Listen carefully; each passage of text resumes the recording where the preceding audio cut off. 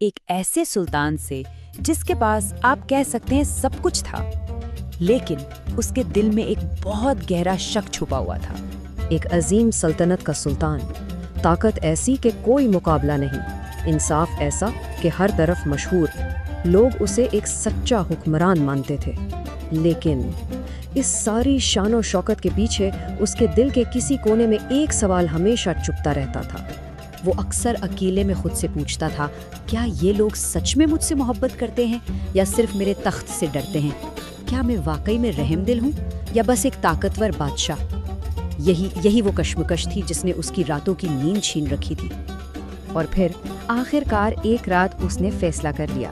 اس نے سوچا کہ ان سوالوں کا جواب ڈھونڈنا ہی ہوگا، اور اس کے لیے وہ بھیس بدل کر اپنے ہی لوگوں کے بیچ جائے گا۔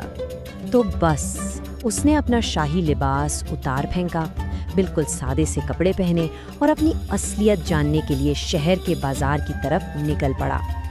یہ سفر تھا سچائی کی تلاش کا، اور یہیں کہانی کے دو مرکزی کردار آمنے سامنے آتے ہیں۔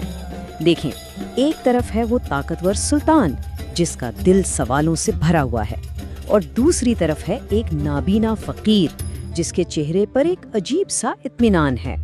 بازار کے ایک کونے میں سلطان کی نظر اس نابینا فقیر پر پڑتی ہے، اور وہ اسی وقت فیصلہ کر لیتا ہے کہ وہ اس شخص کو آزمائے گا۔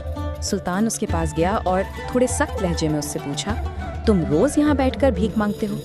شرم نہیں آتی؟ جا کر محنت کیوں نہیں کرتے؟ اس نابینا شخص کے چہرے پر غصے کے بجائے ایک ہلکی سی مسکراہٹ آئی۔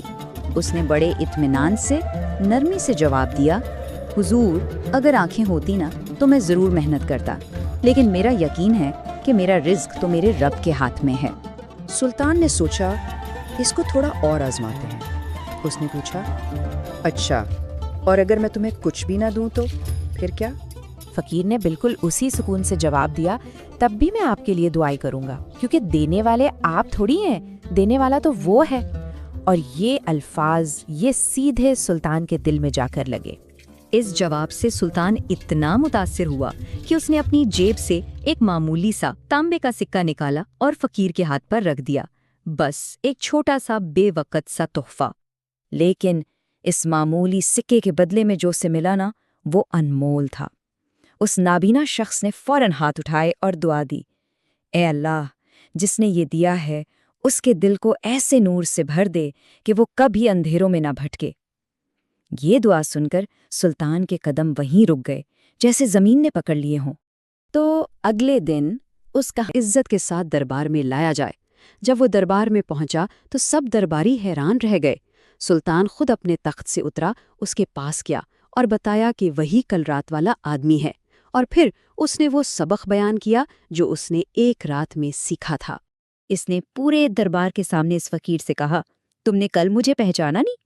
میں وہی شخص ہوں جس نے تمہیں ایک چھوٹا سا سکہ دیا تھا، لیکن تم نے اس کے بدلے مجھے ایسی دعا دی جو میرے پورے خزانے کے سونے سے بھی زیادہ قیمتی ہے۔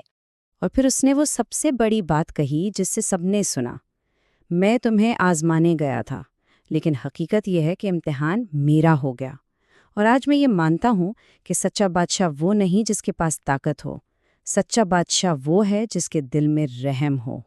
اور بس اسی وقت سلطان نے اعلان کر دیا کہ آج سے اس شخص کی رہائش، اس کا علاج اور اس کی عزت، ہر چیز کا بندوبست شاہی خزانے سے کیا جائے گا۔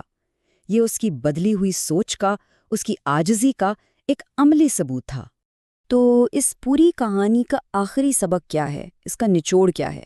یہ بالکل نہیں، سچی بادشاہی تو وہ رحم دلی ہے جو کسی کے دل میں ہوتی ہے۔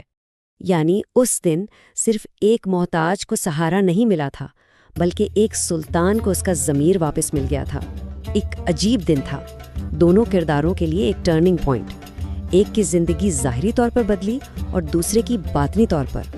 اور اس کے بعد اس پوری سلطنت میں یہ بات مشہور ہو گئی جو اس کہانی کا اصل پیغام ہے، اصل تاج سر پر نہیں، دل میں پہنا جاتا ہے۔